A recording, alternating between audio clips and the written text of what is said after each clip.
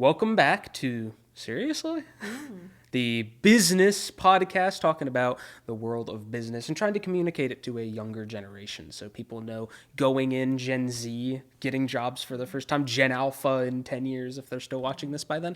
But plenty of those groups of people who are entering the workforce. And this week, my name is, first Jayke, and here with my amazing co-host Jolie, as per usual. This week, we're talking about the epidemic, as some would call it, of fake jobs, or what other people call ghost jobs. For those who may not be up to speed, ZipRecruiter had recently accused Indeed, the number one job hosting website, a lot of people would argue, as having 40% ghost jobs. A ghost job, or a fake job in this case, are jobs that are supposedly, allegedly, put up by companies either to have a pool of people ready to pick from for a position but not want to hire anyone yet, or they have it for positions that are already filled in case they need a replacement or something like that. And it's something that, as the last couple months have been going on, it is 2025 now, but late 2024, there were so many articles about this going around about how all these kids are trying to enter the workforce and the job application rate has gone up, but the acceptance rate has gone down in a lot of positions. And that's something that we're going to talk about this week. Well, and when you brought me the article, I mean, I do try to keep up on relevant topics in my field. And of course, I'd heard about the accusations, but I really started then researching more. Oh, yeah. It goes deep. It's because you brought it to me and I was like, what the heck? And the reason I think that I found it so perplexing is one, nomenclature. Yep. But two, there is still, as an employer who's hiring, I think, and I'm a small employer. Let's put this in perspective compared to big multinationals that I've had before. But we hired 700 labor jobs in 2024, and we hired, I think, 82 professional jobs. A bunch of positions. Which is a third of my organization. Yeah. In my last couple of companies, I mean, there were times that I had 100 recs open for real jobs, not for fake jobs. Because why would I list a bunch of fake jobs when I can't fill my own real jobs? We've been asking for years. And so, and as a person, especially since the pandemic, at two different employers, finding people that are willing to do the job that you have, that don't have lots of baggage, because not every job is remote. Yep. Not every job is hybrid, yep. Right? And so that's what we struggle with, is people are like, well, I'm not going to move, and I want to be remote, 3 days a week and only come in on Tuesdays and Thursdays. And most jobs in corporate America are not like that, unless you're in, a service type of organization. If you're in a manufacturing company, if you're in a company that actually provides like walk-in clientele, you can't do that, right? And so I'm in one of those. But let's first talk about nomenclature. Mm-hmm. So in the HR perspective, we do things that we call pipeline. What is a pipeline? A pipeline is usually created for maybe one of a couple of reasons. First and foremost, it's a job that has a lot of turnover. Mm-hmm. So it's since COVID, it is probably in supply chain. Folks in supply chain is a tough job. A lot of people getting out of college think they want to go into supply chain. There's lots of degrees in supply chain. 15 years ago, it was almost unheard of. And then they get into it and they're buying and they're negotiating, and it's not what they thought it was going to be. And there is very little work-life balance in procurement, because, you're on the phone at 6 o'clock in the morning and you're on the phone at 12:30 at night if you're dealing with somebody in China or something. So that's one job that you typically will have pipeline for. And you might have pipeline for like welders, or pipeline for painters, or pipeline for general assembly, because you just have churn in those jobs. And so a responsible, morally and ethical HR profession, in my opinion, before you set up pipeline racks, you understand that it's a pipeline rack. And you identify it as a pipeline rack. And what you try to do is say, well, I'm hiring on average 10 of those a month. And so I need to have a pool of positions, but I know that I'm hiring them. It's not, oh, I'm going to create it and I have one job maybe in the next year. This is something that is an ongoing fill, and I need to get qualified people, because getting qualified people makes it difficult. That takes typically we try to fill our jobs in 45 days, but some jobs take upwards of 180 days. So you're going to try to get a pipeline going. And you always want to have more than one candidate to select from if you can for the business. So that's one time when I wouldn't call it a phantom job, because I would say, as a company, that you're going to have a whole bunch of those openings throughout the year. Yeah.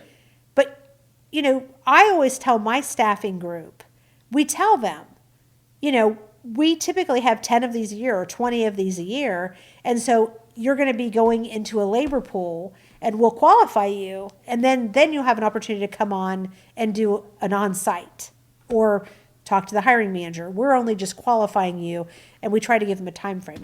We fill this job every 2 weeks. We have another one starting. This is where I think you are in that process. So that's a big piece of it. I have never, ever opened a job, and I mean in 35 plus years, I have never opened a job that I did not intend to fill, just in case I let somebody go. Unless it was a pipeline job where I know I've got churn. Yeah. And I know I'm going to have so much turnover. And so that's why you're looking at data and analytics. And even when a business leader comes to me and says, I want to open up a rec, I think a good, responsible HR organization says, who are you backfilling? Or is it a new rec, and have you justified the new rec? So I don't know who these companies are. I haven't gone into that much depth. Most of them aren't listed. Okay. That's well, because they're probably trying to protect something of their trying to reputation. protect their reputation. But to me, it either sounds like an organization that is very decentralized, and managers are opening up their own recs, which to me is not the best structure. I push hard, all jobs come through HR, because we do want to make sure that when we're talking to candidates, one, they have a good experience. I get very upset, and you've shared a lot of stories with me about sending out a resume and you never hear back. Never hear anything. You don't get anything. It's hard to get rejection letters. In my day, they mailed them to you, right? And that sucked. But at the end of the day, you took the time to apply for something. There is software that every company uses, even though it requires some manual intervention.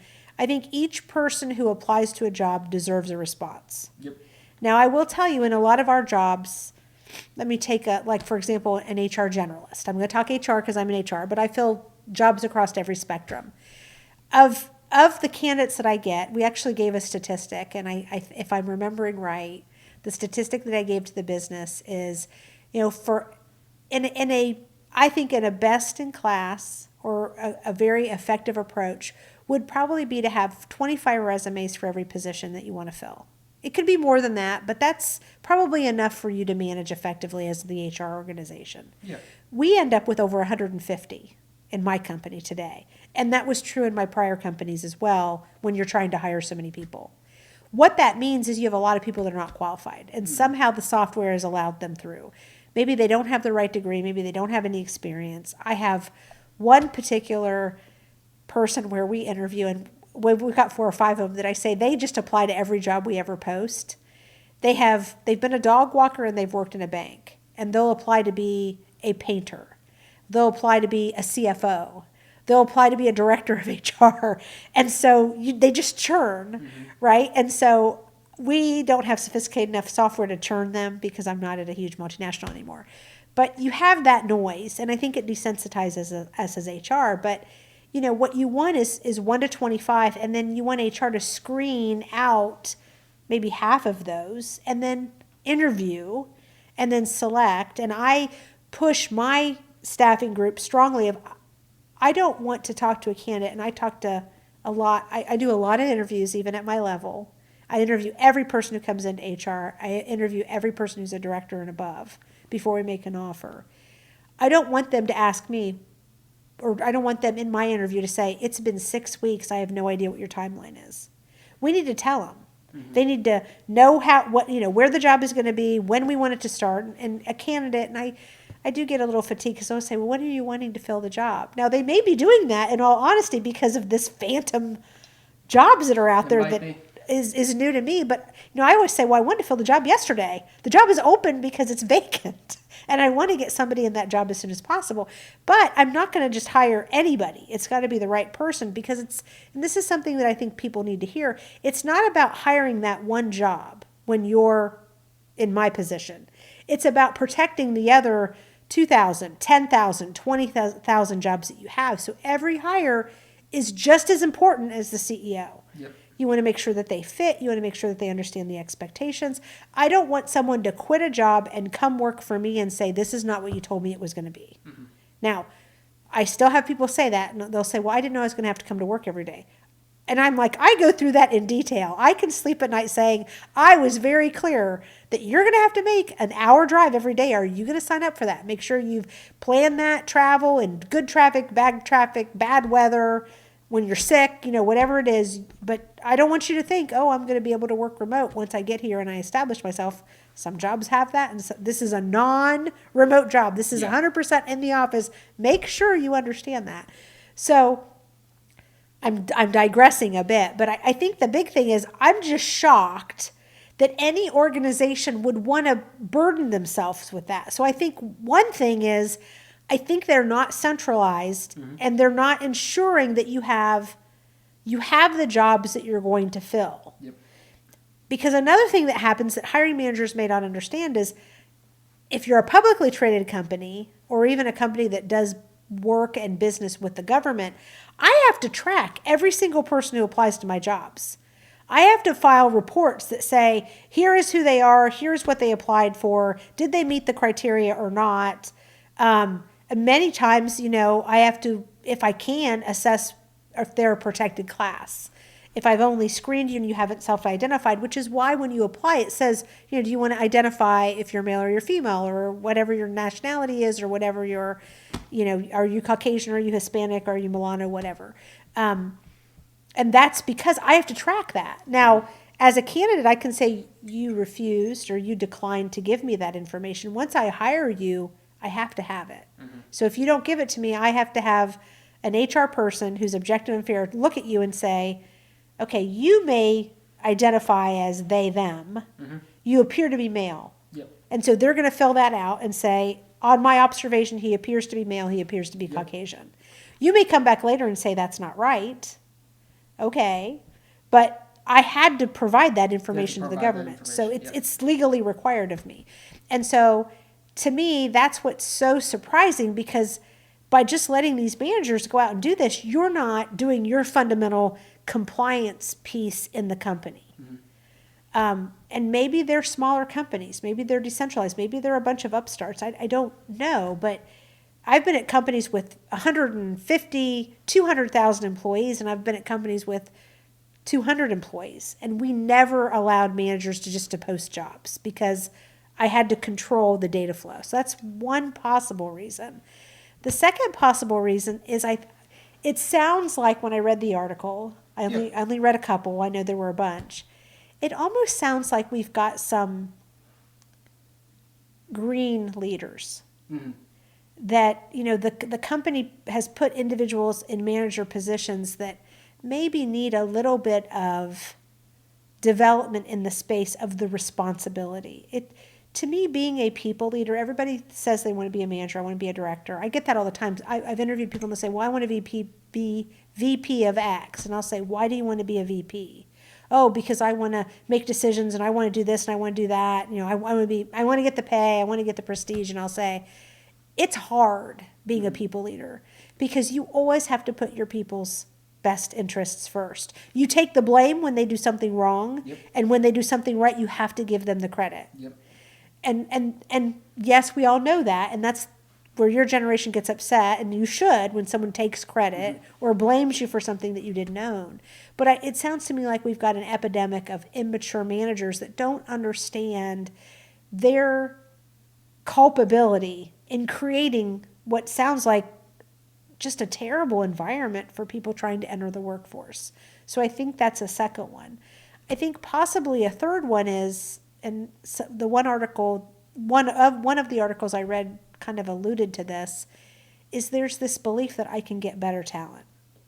Yeah. I can upgrade my talent. And as in the HR profession, I would say, if the person isn't doing their job well and you're thinking you need to upgrade, you need to have a performance discussion with them. And you need to say, you're not getting it done. Here is what you're not getting done. And everybody hates to hear this, a performance improvement plan or a development plan or whatever we want to call it in whatever company, because you deserve feedback that you're not meeting expectation. Mm-hmm. And you might quit. And that's a lot of times why managers don't want to do that, because they're like, well, they'll quit and I won't have somebody. I understand, but what would you expect if it was you? Mm-hmm. How would you want to be treated? Yeah. Would you want to have somebody sit down and tell you that, or would you just want to come in and say, you know what, it's not working out, today's your last day? I mean, if they can find another job, to me, that's the best scenario. If I tell you you're not meeting an expectation, I tell you why, and well, the best is you fix it and you move on and you're successful. But if you don't want to do that or you can't do that, a better outcome is for you to say, I'm going to self-select out. I'm going to vote with my feet and I'm going to go find a job someplace else. Yeah. And I think good leaders and certainly good HR professionals say, it's not just about taking care of you as my employee, but I want to care about you as a person. Mm-hmm. And if this isn't the right job for you, I want you to find the right job for you.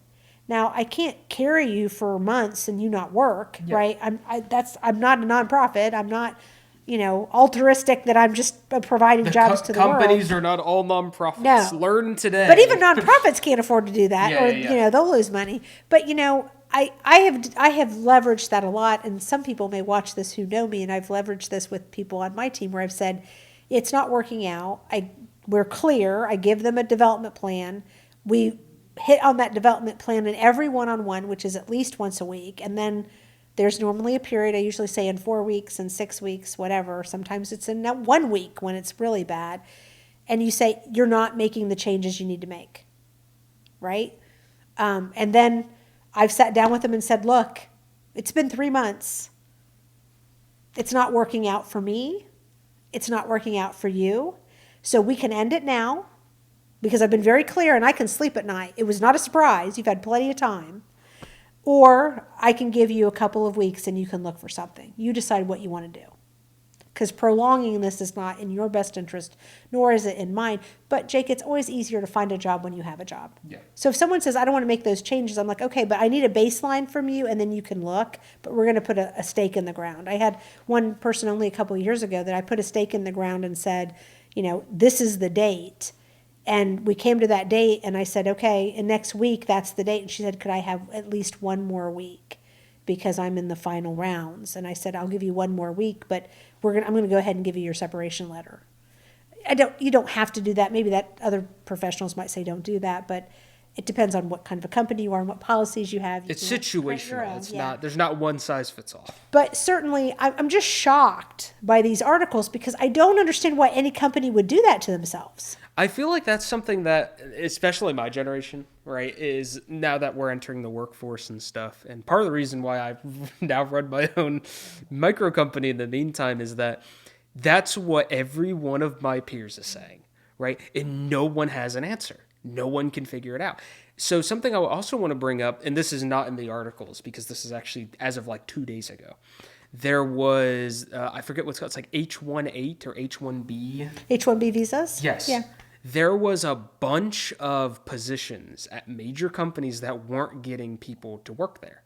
One of the big ones was, well, they call it X now, but Twitter had so many important positions that weren't filled. And so you had something about them being an H-1B or something. Something about why they're there, and a lot of people are confused why they're in that position now because you should be able to find talent for that position or something of that nature. I don't know the specifics. But a lot of people are thinking, are they just so absurdly selective? Well, that's a different scenario. It is, but I think it's something that... Well, and so I will give you... This story. No, this is interesting because this is new to me hearing you say this. But what I will say is that since the pandemic, mm-hmm. there are fewer United States citizens or people who are authorized to work in the United States without sponsorship, which is an H-1B visa. An H-1B visa is one of the many types of sponsorships you can have. they're not willing to move. Okay. Because during the pandemic, everybody went virtual, and now they're saying, "Oh, I don't want to move to X." So I think if you're in a big city like New York, Atlanta, Chicago, Phoenix, even in some of the smaller cities like Cincinnati or St. Louis, or pick whatever you want to, Tulsa or those, there's enough of a city center that people are willing to move to. But if you think back to the exodus of the city centers during the pandemic, people moved to these rural areas. And we've come back into the office. Yep. And I don't really want all of my people to be hybrid, and I don't want the majority of my people to be remote anymore. Because regardless of people thinking I'm just toting the company line, we are better when we collaborate in person. Yes. There is a whole human dynamic of people being together. I agree. Yep. That you cannot replace through any technology. And what I find is, we do surveys. I've done this for, since even before the pandemic, because there was remote work before. People who are remote tend to have higher satisfaction ratings, but engagement tends to be lower. And their feeling that they're part of a community tends to be lower. Their loyalty to the company, their ability to move across positions tends to be lower. And then they'll complain, well, I can't move up. Well, of course you can't move up because you're living in Podunk, Iowa, and all of my jobs are in New York City, right? You're never going to move up because I'm not going to put somebody who's not physically here to be present with their people into a leadership job. So that's been a problem. And since the pandemic, and I just not that long ago came down with, I am done with H-1B visas. Because to bring somebody in, this is one of our cats. For audio listeners, there is a cat who has joined us. So check out on YouTube if you want to meet the cat. She's coming to get a little bit of love. She's probably hungry. So I lost my train of thought. But essentially, we couldn't get anybody to move because my business is in a very remote, rural, and somewhat undesirable location in that it's kind of deep south, let's be honest. Or even when I was out west, it was like that. I've been like in Columbus, Ohio, and places in Wisconsin, right? That people aren't going to move to if you don't have family there. Yep. So we've struggled unless they were moving back because they left somewhere in the deep south. Maybe they left, Mobile, or they left Montgomery, and now they want to come home because their kids are grown or their kids are small. It's hard to get people to move there. They don't want to move there. They want to move someplace like Tennessee or, one of the Carolinas, and that's not where we are. So what happened was, to fill jobs, you couldn't find anybody who would take your job. You did H-1B visas because a lot of kids coming out of the colleges, their student visa has expired. Now they're an H-1B visa. There's a lot of expense from the employer's perspective for an H-1B visa. There's a lot of requirements. It's a lot of work. They always want to have permanent citizenship sponsored, which it's not that you're unwilling to do it, but for an entry-level engineer or an entry-level procurement buyer, you're probably not going to commit to that because you don't know how long they're going to stay there. And, really the only retentive item you have is that you're sponsoring that H-1B visa.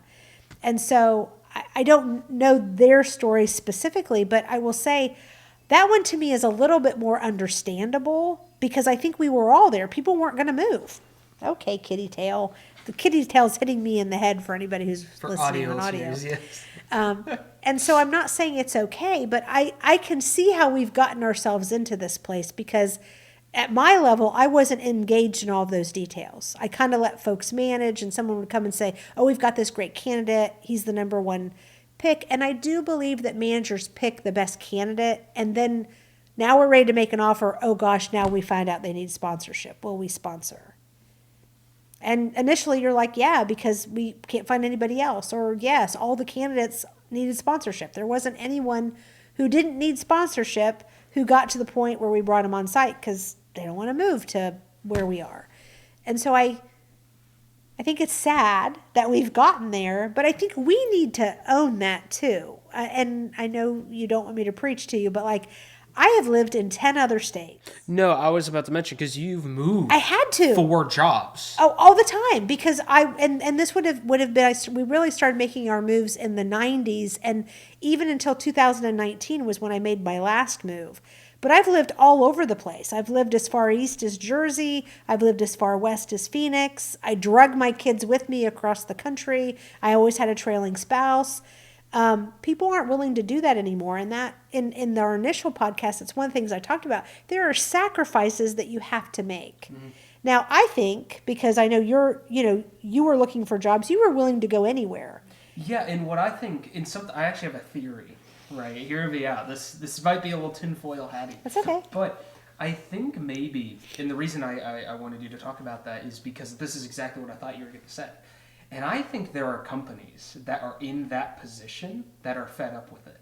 And so they expect anyone from, even though they shouldn't really know, right?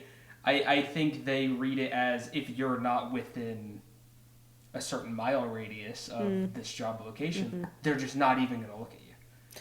Well, and that does happen. And so, one of the things that I think that the HR organization owns that might be part of these companies that don't have a centralized HR organization is one of the first questions that my HR generalist asks before the job goes to staffing. We're asking, is it a backfill? Is it new? There's a justification if it's new, because it's a job. If I post it, you're going to fill that job, period. I'm not posting jobs that you're not going to fill. So we already talked about that. But one of the things that I say is this relocation eligible or not? Yes. And so trying to be a little bit more proactive, and I use these in my last 3 companies. Relocation from a company perspective is very, very expensive. Yep. In some of my moves, I had whole house buyouts where they bought my house, they moved me, and if I move a family, it can cost me $100,000 just for household good moves and temporary housing.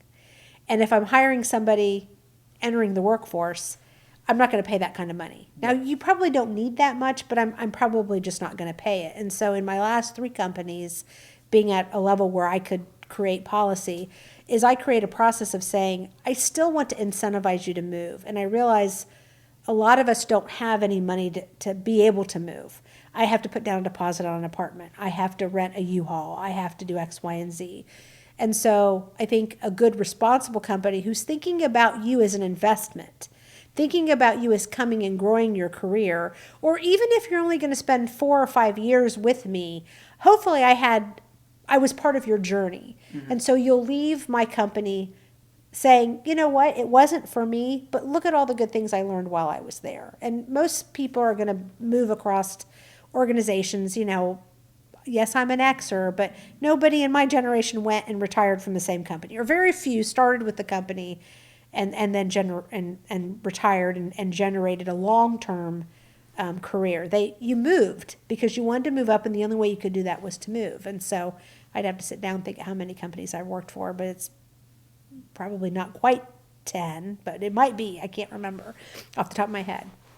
But we created a tier where a minimum of $5,000 for a move, then a 10, and then a 15. It's primarily based on, I would prefer a family to take the reload package, even though it's more expensive for me, because I don't want you to treat this like cash. Mm-hmm. And you'll get a lot more bang for your buck. But a young single person like yourself taking the first job, I'd probably offer you $5,000. Now, if you were moving from New York to California, I might up that to 10. Well, and this is actually a little relevant, but I have a friend who moved from California to Georgia, right, for a position. And something that I think this is great as a Gen Zer to other Gen Zers, right? A lot of people are scared to do that, right? Because I think just that move is crazy. 3 hours, time zone difference. You don't know very many people there, if any at all. In our case, luckily, they're my friend. I know who they are, and I help them find this position. And I'm somewhat nearby. But something of note is that they thought they had, in confidence with me, they told me, I think this is what I'm going to think about this job in a year, and I'll do this, right? Well, it's been 2 years almost, hasn't it? I think. But what I think so interesting about that is like their perspective completely changed, right? Since they've been here, they had a headspace. And while I don't know how they operated that company, right? They eat in confidence with me in private. Before they used to be like, yeah, I'll be there for a year, then I'll go do X and go do Y. But they actually really enjoy being there, which I think is very interesting because there are so many, and this is something that I think related to ghost jobs, just to be clear, but the idea that my generation is so scared of wanting to be part of a bigger corporation, right? And I see that even running my own small business. I have 2 people who work for me, and they are hesitant to really be super into it because it's a corporation and it's weird. But at the end of the day, it's like, and this is really red flaggy for my generation, is whenever a company says we're like a family. People in my generation hate that. They hate it so much. They see it as, if a company says that, do not work there. While I do think if any company says that in their hiring thing, that's a little weird, it does end up like feeling that way at some companies. Whether it's intended to be or not, for some of my smaller internships and bigger internships that I had, right, I was only there for months, right? But I felt like I became an internal process at that place. And it's something that I don't think a lot of people in my generation have that context of, because a lot of people, even in my generation, have less work than me, and I don't have that much professional work. So it's like, it's just interesting. Well, and I think something that's interesting is I recently hired somebody in a similar situation as what you described. Yes. Into HR. And it's going to be very contingent on the group that you enter into, and whether you're a huge multinational or you're a little bit smaller. Because if you're hiring into an organization, it's wonderful if you can get HR support. And if you're hiring into HR, it's even better, right? Yeah. But I hired somebody who moved a great distance, first real job out of college. Yep. And I said, for the investment that we're making in you, I expect you to give me a year to 18 months. Yep. If you decide that this isn't for you, I understand. I mean, I didn't stay in my first real professional job was almost 10 years, but there were some jobs like 4 or 5 months in, I'm like, this was a mistake. Yep. And within a year, I'm like, okay, I'm ready to move on, because you don't want to mess up your resume. And we can talk about that in another scenario. Now, I might not be able to change the work. I mean, this is the job. And with your background education, I don't know that you're going to go and do these other things, right? But and I don't spend a lot of time. This person was like 3 levels below me and now is 2 levels because we took out a level. But, I don't think this person is probably going to spend their entire career with us. Of course, yeah. And I don't think that's something people should expect. No, but you know what? We got a lot from this person. They brought an expertise that we didn't have. This person has created the need in us to learn new things and accept that we don't know. This person is young and green and the world is sunshine and roses, and yes, I know the best way. Technology, nothing is wrong. Yeah, with technology the world. will fix everything, and I was there too. And I'd like to think that they are learning a lot from us. So if they, I'd love this person to stay another 4 or 5 years, and I think that we can give them meaningful work that will challenge them. But my commitment was, I will give you experience that will hopefully help you get closer to what you want to be and what you want to do, because I think he'd been looking for almost a year and hadn't been able to find something. Yeah. And so it was, to me, that can be a win-win. Now, I'm not, a saint here. I have work that needs to get done, and that's why we hired the person. But I do think that a mature leader, and it takes time and experiences to get there, it's about them as a person. I don't think that you're my family. Now, this young person that we hired probably feels like he's got 10 moms, because everybody's worried, how does he get to work? It's raining, how are you going to get to the airport? Are you eating enough? All those things. Because, do you have furniture? Yeah, do you have furniture? Because we do see this person as a human, a person, and we're all, 40s to 50s. Most of us are women or men with children. And so, you see a younger person in their early 20s starting their career, and you want only good things for them. Mm-hmm. And you do feel like there is a huge amount of responsibility I think, for moving anybody across the country. Somebody either moved to be here or they quit a job. And I think about that with every person I've ever had to term. They have a family.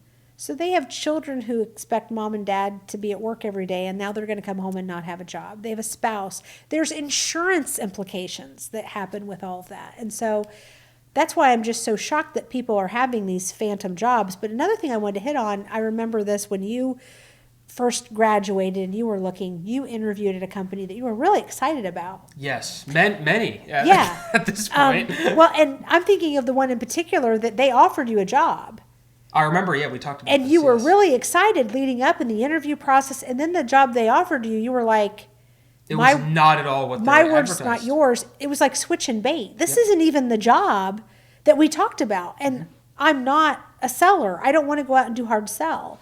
And I remember you talking to me about it, and I said, certainly you can take that job and it gets you experience. And not taking that job has meant you didn't have experience. So do you want to give it a year because you don't want to take a job and then quit it a few months later? Yeah. Or if this really is not what you want to do and you feel like they misled you, is that where you want to be? Well, and so I'll go a little bit. I won't say the company name. No, it doesn't matter. I don't think that's relevant. But I'll to give more context, because I think this is something a lot of Gen Zers, at least friends I was talking to, who have entered multiple different industries at this point, have also run into is this was a position about marketing. Mm-hmm. This was just a basic marketing, low-level position, entry position, and they sold it like a marketing position. You're going to be running social media campaigns. You're going to be putting out things of that nature, which I do now at my company, but we do a lot of things like that. And they broke it down to me in a call. We sat down, they gave me this whole presentation, and they said, hey, this is what you're going to do, this is how you're going to do it. And then when I think it was to the second interview stage, particularly, we had a face-to-face, and they were like, okay, this is the responsibilities if you're going to accept this position, and this is where they offered me the position. Mm-hmm. And it was a sales job. It wasn't a marketing job. They had even had commission, if I remember right. Yeah. It was a multiple tier. I had gone through one of those record yourself interviews and upload, then a face-to-face where they told me it was a marketing position. This is what I was going to do. Then when I got the offer and it said the responsibilities and stuff in that offer, and they explained to me when I asked questions, it was not a marketing position. It was a sales position. And I'm sitting here and I'm thinking, not only is this ghost job thing a problem, because I don't remember what the exact statistic was, but we had the amount of job searchers went from 20% at the end of 2023 to 50 in 2024, or some ridiculous jump like that. But I'm thinking, how many people are doing that? Now, I don't know if that's an epidemic or if that's one instance, but I'm thinking if we even take the estimate of, let's use the Indeed allegation of 40% of the jobs are ghost jobs.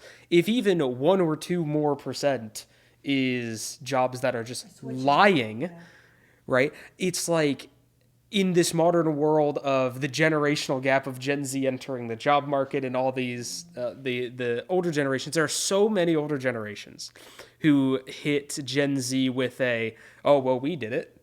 Pull yourself up by your bootstraps. And I get it. I understand it. And that's something I do, or I try to do every day. I wake up, I apply to 10 jobs, I do this, I do that. But it's the market's so weird. Well, and I think what's hard too is, like I said, my husband and I were high school sweethearts. I did my undergrad fast, my master's fast. So I ended up being a year ahead of him finishing his undergrad, just because I was really into school and I could just kick things through very quickly. And so we got married after he graduated, and I was working. Like I said, I couldn't find a job, so I worked as a temp, as basically a secretary, because I didn't know where he was going to be. Mm-hmm.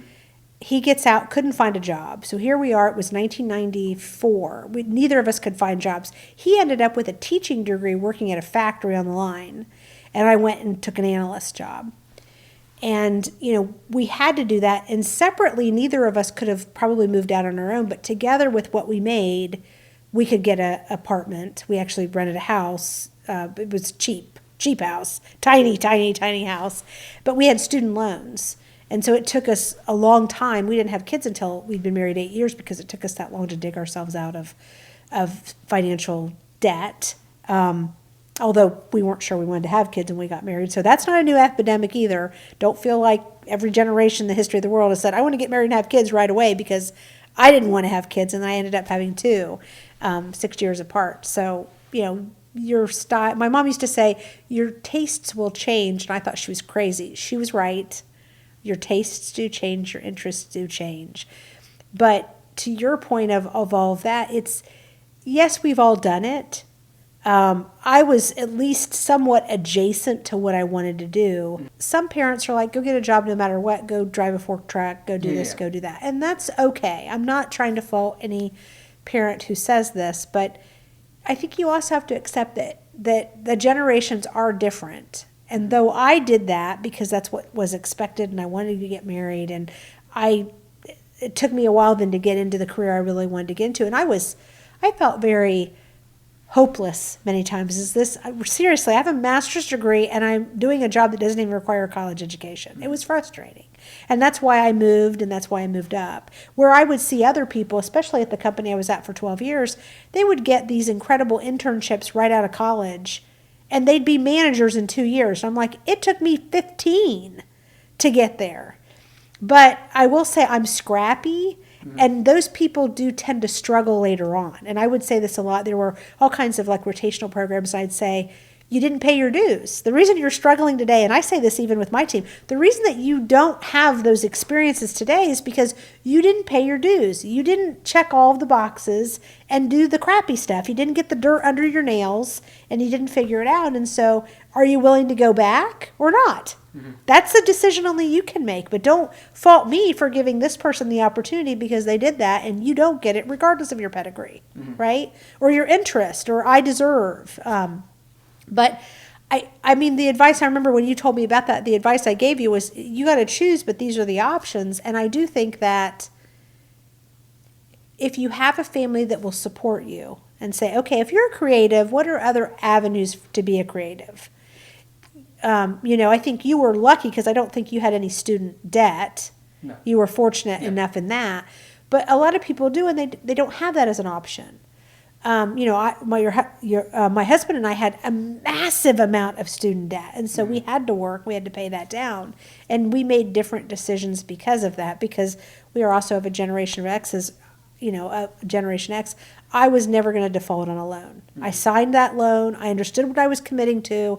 I was going to pay it off come hell or high water. I was going to pay off my debt, and it was more than our first two houses put together. And we lived in some really questionable places, and we had some houses that we moved into and the water didn't even run right, and so we learned lots of home improvements because we had to, and then you'd make $20,000 on that house, and then you'd do another one. But I think you have to decide what's important to you. What do you want? And I think something, especially for those in positions like mine, right? Because I'm in a position where it's like I've been looking for, well, not quite a full year.